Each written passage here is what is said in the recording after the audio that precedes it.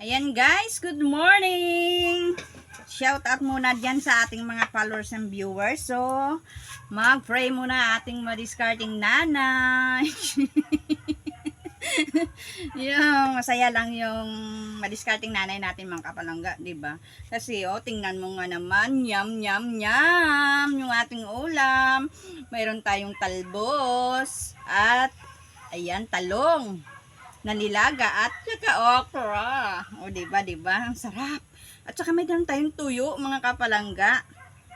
At ito mga palangga, yung ating sausawan, binagoong with chili.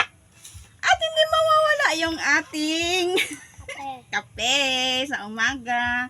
Kaya let's eat. Mag-pray muna si madiscarding nanay. Thank you po, Panginoon, sa biyayang pinagkaloob mo sa aming pakibasbasan upang makapagbigay lakas sa aming katawan sa ngalan ni Jesus.